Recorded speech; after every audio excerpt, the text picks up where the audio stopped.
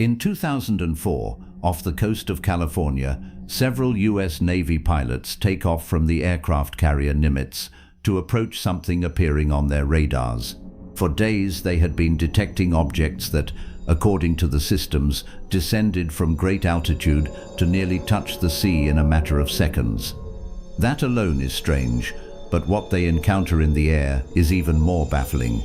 One of those pilots, David Fravor, describes a white, elongated object with no wings or propellers, with no visible part that would explain how it could stay in the air or any recognizable propulsion system, and yet it moved, and not the way any ordinary aircraft would. At one point, the object seems to react to the presence of the plane and suddenly accelerates until it disappears from view. It doesn't gradually move away until it's lost from sight. It simply stops being in their field of vision.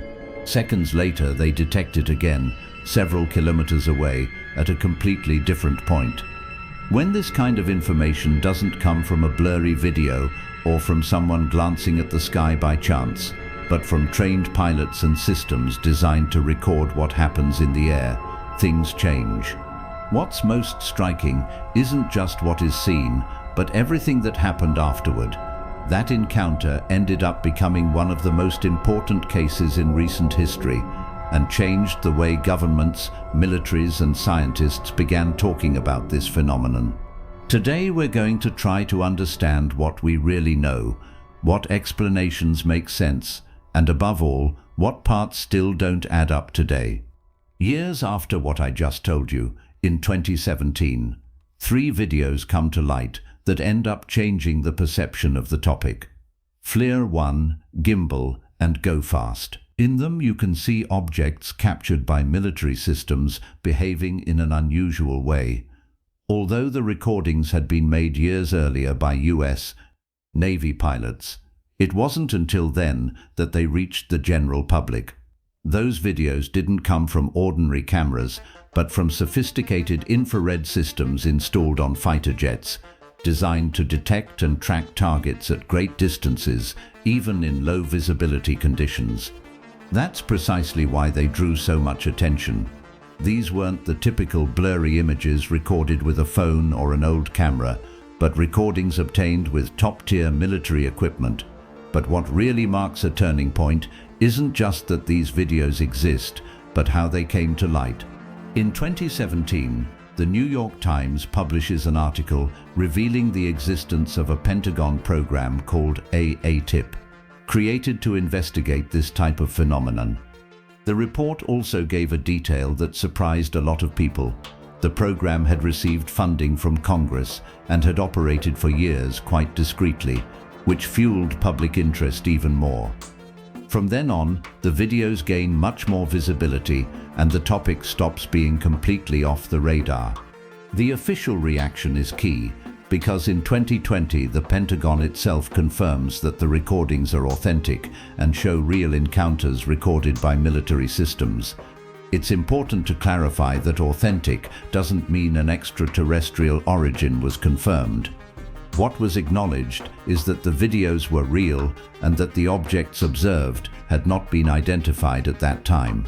From then on, the topic starts being treated more seriously, and even the language changes.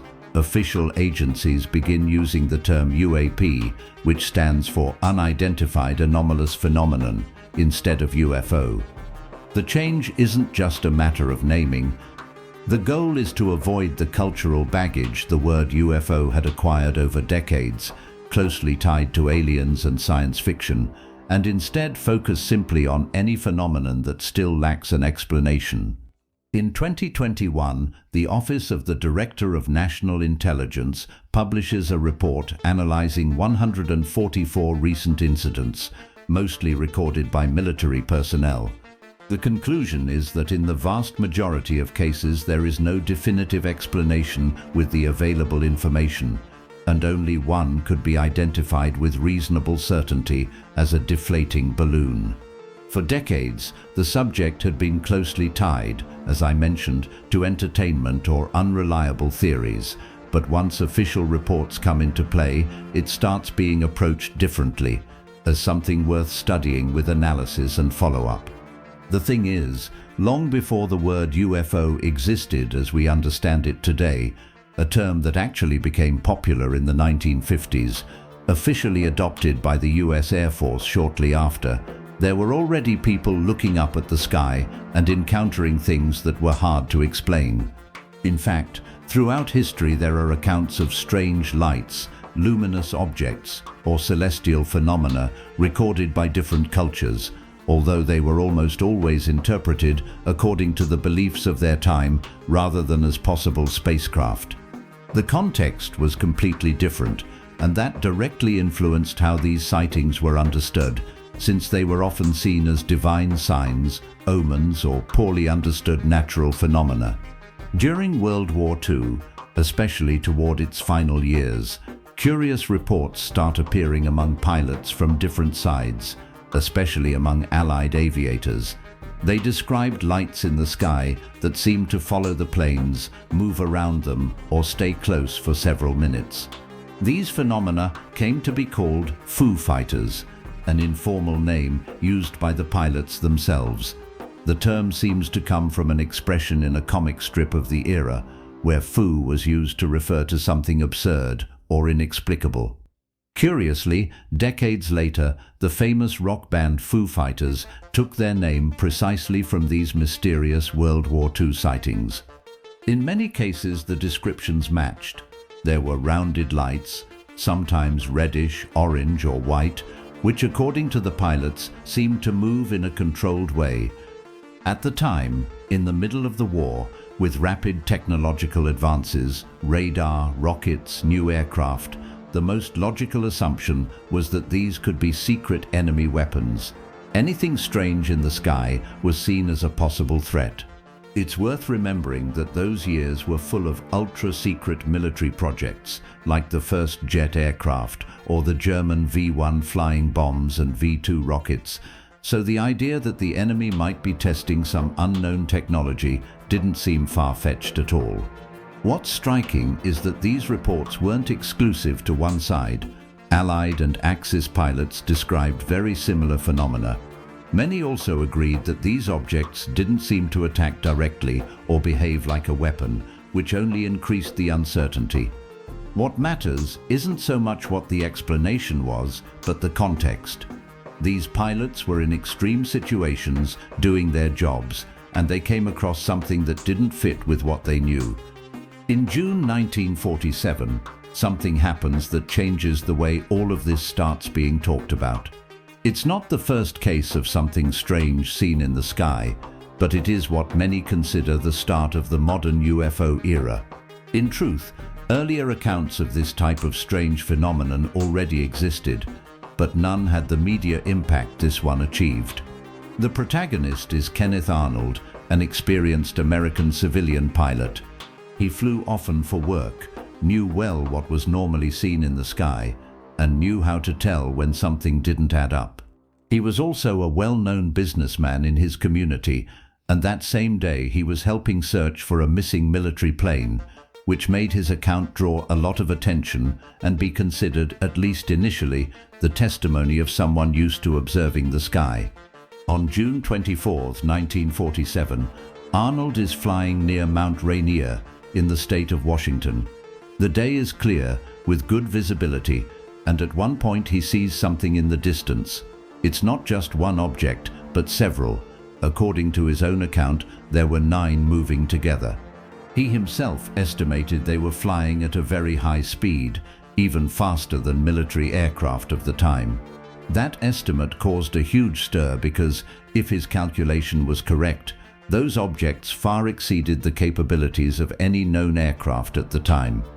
What caught his attention most wasn't so much the exact shape, which he described in somewhat different ways, some more like a boomerang or a crescent moon, but how they moved. He says they didn't move like the aircraft of the era, since they didn't fly in a straight line or steadily, but with an irregular motion, as if they were skipping or gliding at high speed. In a later interview, he used a comparison that would become very famous. He said they moved like a saucer skipping over water. Arnold later clarified that the comparison described the motion, not the shape of the objects, but this phrase was interpreted differently by the media. Instead of focusing on the motion, many headlines started talking about flying saucers, implying the shape itself was that of a saucer. The expression spread quickly and ended up becoming the standard way to refer to these phenomena. It's a good example of how one interpretation can change the way millions of people picture something. In fact, the term flying saucer would end up being far more famous than Arnold's original description itself. The case has such an impact that Arnold reports the sighting to the authorities, and his story is picked up by news agencies like the Associated Press, which spreads it across the whole country in a very short time. Within weeks, reports start popping up all over the United States. Strange lights, objects with unusual shapes, similar situations. The summer of 1947 was so intense that some newspapers ended up publishing new sightings almost daily, fueling a media phenomenon that spread at a surprising pace. Just a few weeks later, in July 1947, another very well-known episode occurs, the Roswell incident in New Mexico, which was initially announced by a military base as the recovery of a flying disc. The next day, the Army issued a second statement explaining that it was actually a weather balloon, but decades later the US government linked it to a secret program called Project Mogul, aimed at detecting the sound waves produced by possible Soviet nuclear tests using high-altitude balloons.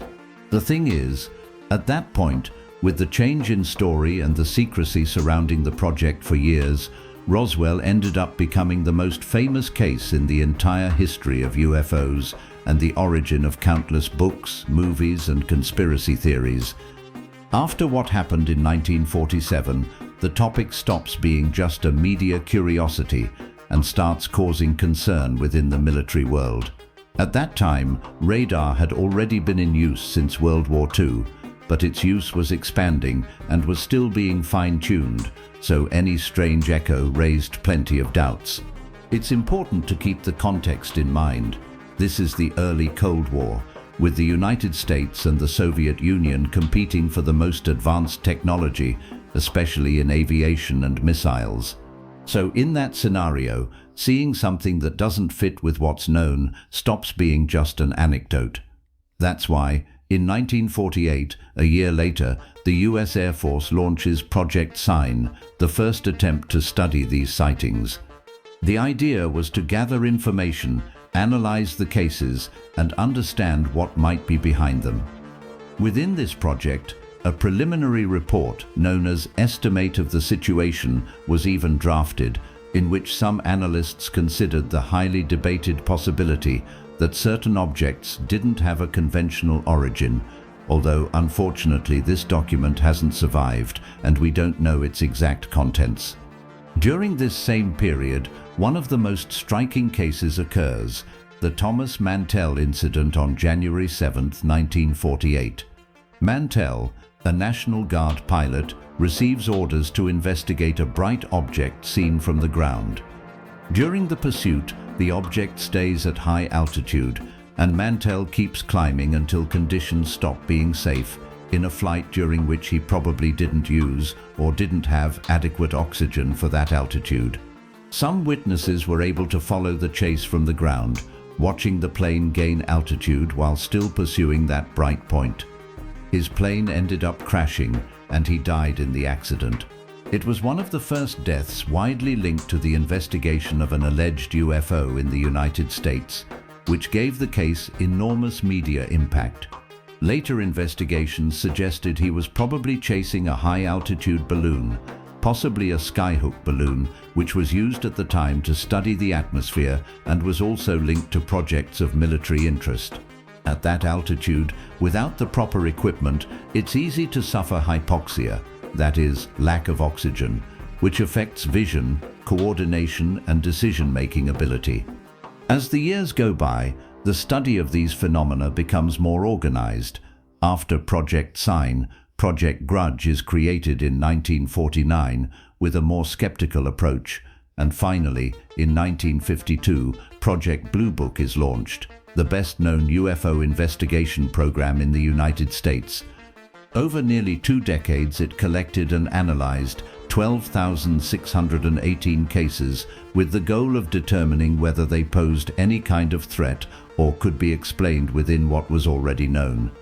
The vast majority ended up having a conventional explanation, though 701 remained classified as unidentified. That same year, 1952, there's also a particularly notable wave of sightings, including radar-detected incidents near Washington, D.C. that ended up involving military interceptors. At some points, the radar echoes seemed to disappear right as the fighter jets approached and reappear when they moved away, a detail that fueled all kinds of speculation, and these episodes were so widely covered in the media that the Air Force had to hold one of the largest press conferences since World War II to try to explain them.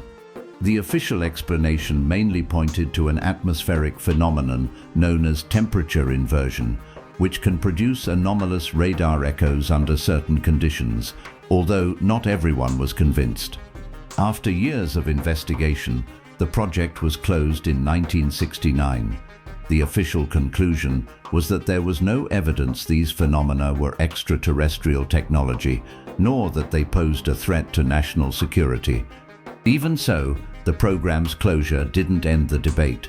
On the contrary, for many people, it marked the beginning of decades of discussion over whether all the available information had really been disclosed. But when we talk about UFOs, everything often gets lumped together as if any strange thing seen in the sky were the same. But under that term, very different situations are grouped together with different levels of reliability and characteristics that don't necessarily resemble one another. To start, there's a fairly common type of sighting: lights in the sky. These can be bright points that move in an unusual way, changes in intensity, or trajectories that draw attention. At first glance, they can seem strange, but that doesn't always mean there's a defined object behind them. Then there are cases where people describe more concrete objects. Here, we're no longer talking about just a light, but something shaped like discs, spheres, or elongated structures. This type of sighting tends to draw much more attention. But one step further are the cases detected by radar, because at this point, we're no longer relying solely on what someone believes they saw, but on systems designed to record what's in the airspace. This adds a lot of interest, but it also introduces a very important challenge: correctly interpreting that data. That's why radar data on its own isn't always conclusive. Things become more significant in cases that combine several sources at once. For example, when something is observed by multiple independent witnesses, appears on radar, and is also recorded on video or infrared sensors. This kind of situation allows the same event to be analyzed from different angles and reduces the margin of error. That's precisely why researchers tend to consider these cases more solid than those based solely on a single person's testimony. Researchers like J. Allen Hynek, who worked as a scientific consultant on official U.S. Air Force projects, pointed out decades ago that not all cases carried the same weight. At first, Hynek was quite skeptical and thought most reports would have simple explanations, but over the years he ended up arguing that some remained without a clear explanation and deserved to be studied with much more attention. He proposed ways to classify them to bring some order, distinguishing between nocturnal lights, daylight disks, and so-called close encounters, which were in turn divided into several levels. In fact, the term close encounters of the third kind wasn't born in cinema. It was created by Hynek himself as part of this classification, and years later it gave its name to the well-known 1977 science fiction film Close Encounters of the Third Kind, for which he even served as a consultant and made a brief cameo at the end of the movie. Most investigated UFO sightings end up having a fairly ordinary explanation. It's not always obvious at first, but when analyzed with more context, they often fit within things we already know. One of the most important factors has to do with detection systems, because radars are very useful tools, but they aren't perfect. They work by sending out signals and picking up what comes back. And under certain conditions, those signals can be altered and produce readings that look like objects when they aren't. For example, changes in air temperature can bend the waves and create ghost echoes that appear to move. Something similar happens with thermal cameras, since they detect temperature differences, which means they can register heat sources that don't always correspond to a well-defined object. In some cases, the way the sensor or tracking system itself works can make the apparent behavior harder to interpret than it seems at first glance. Atmospheric phenomena also have to be taken into account, since the atmosphere can produce visible effects under certain conditions, lights, discharges, or electrical phenomena that aren't solid objects but can look like them. Well-known examples are St. Elmo's fire, a kind of electrical glow that appears on ship masts or tips, and sometimes also on the wings, windshields, or nose of aircraft during storms, or so-called ball lightning, extremely rare luminous spheres that are still poorly understood, hard to study because they appear unpredictably and usually last only a few seconds. On top of that, there are reflections, thermal inversions, and optical effects that can make distant lights appear to move strangely or change size and distance.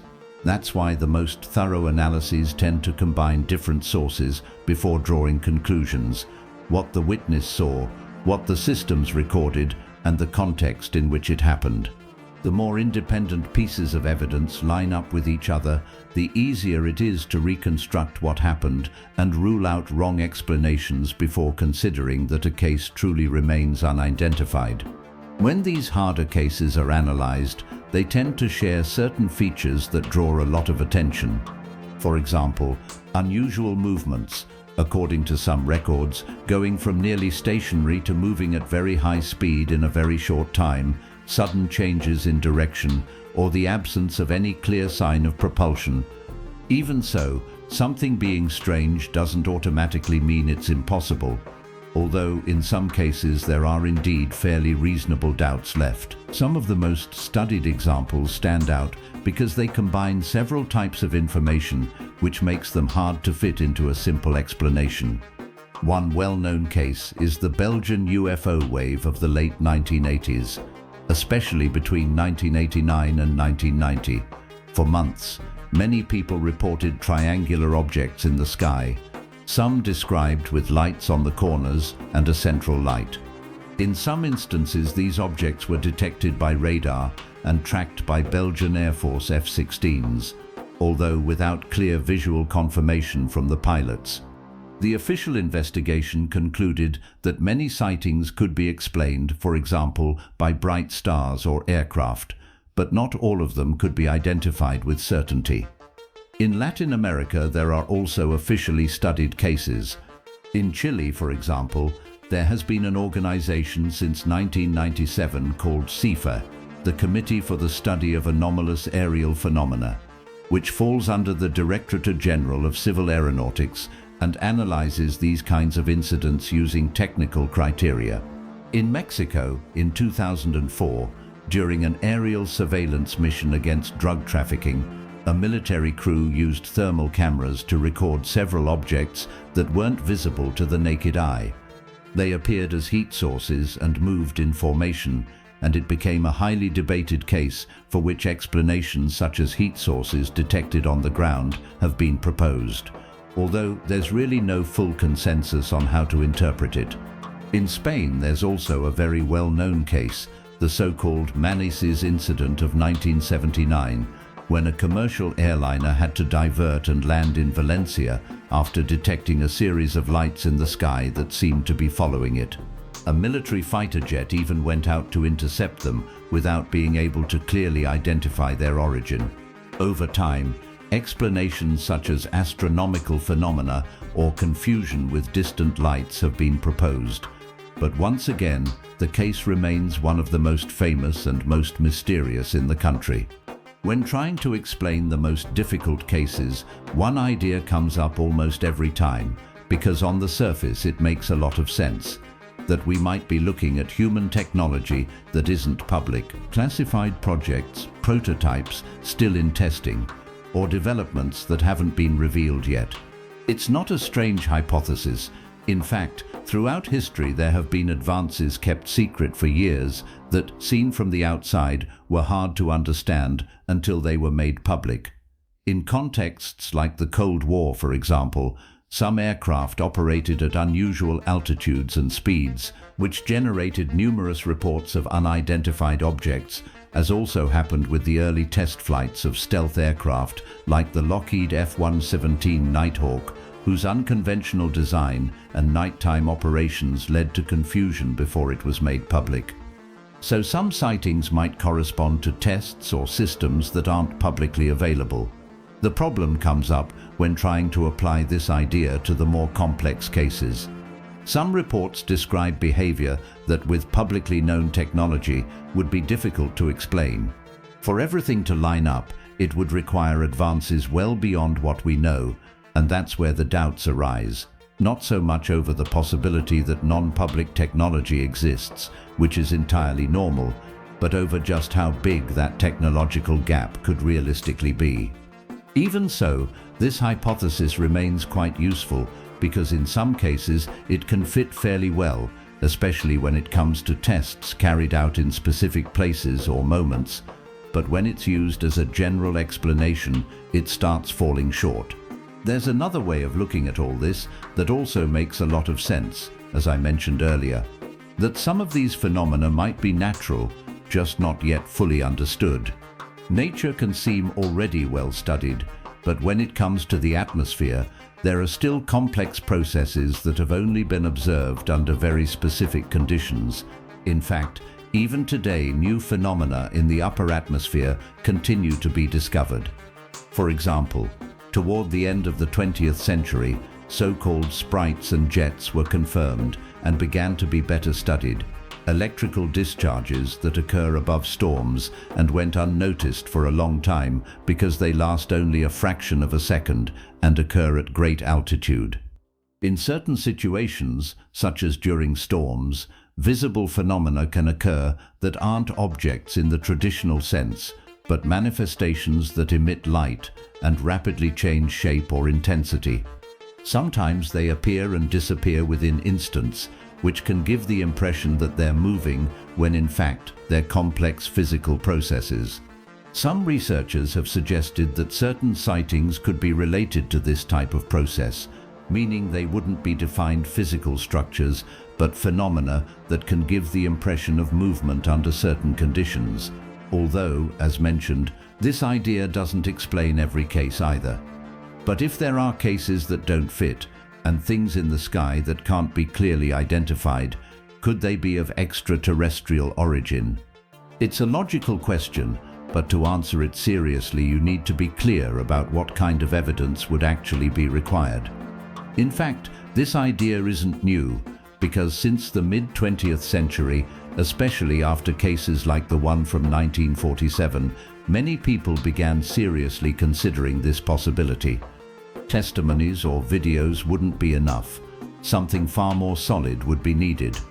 For example, physical remains that could be analyzed and that showed characteristics that don't match anything known, or some kind of evidence that could be independently verified by different scientific teams.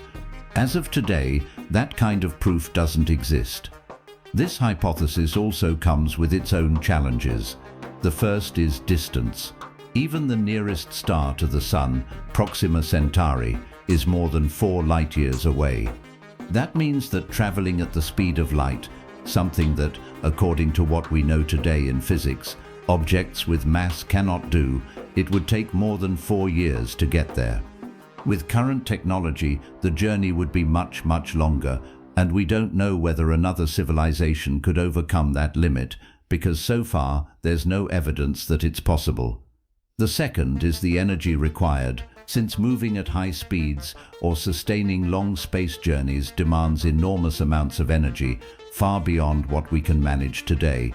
And although theoretical ideas have been proposed, We have no proof that they could be put into practice either here or in any other possible civilization. There's also the question of observable signals. If there really were frequent visits, you'd expect to find some kind of trace that could be consistently analyzed, whether materials, patterns, or verifiable signals, and that hasn't happened so far either. Some curious signals have indeed been detected that have drawn attention, like the famous WOW signal, a radio signal detected in 1977 by a radio telescope in the United States that stood out so much that a researcher wrote "Wow" upon seeing it, but it has never been detected again and hasn't been explained with certainty. Even scientific programs like SETI have spent decades analyzing signals from space without finding evidence of extraterrestrial origin. This doesn't mean it's impossible in absolute terms. We know there are billions of planets in the galaxy, and the possibility of life beyond Earth is a real field of study. But with the information available, it's not a conclusion that can be firmly supported. If anything has changed in recent years, it's not so much what's seen in the sky, but how institutions talk about it. For decades, the topic moved between occasional interest and a certain official discomfort, since it wasn't completely ignored, but it wasn't addressed very clearly either. That starts changing more visibly in recent years, especially in the United States. In 2022, the Pentagon creates a specific office known as ARO, the All-Domain Anomaly Resolution Office, that's its actual name, with the goal of collecting and analyzing incidents that can't be verified. At the same time, official reports have been published analyzing numerous incidents recorded by military personnel, the ones I mentioned at the beginning.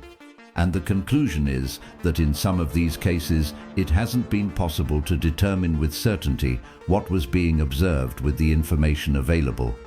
The approach is no longer to close the subject with a general answer, but to analyze each case with the available data, and when there isn't any, to simply acknowledge that. That's it for today's video. I'd love for you to leave a comment telling me what you think about all this, whether you know of any interesting case I didn't mention, or if you have a theory of your own. Thanks so much to the channel members for supporting this content, and to all of you for being here. See you next time. Bye.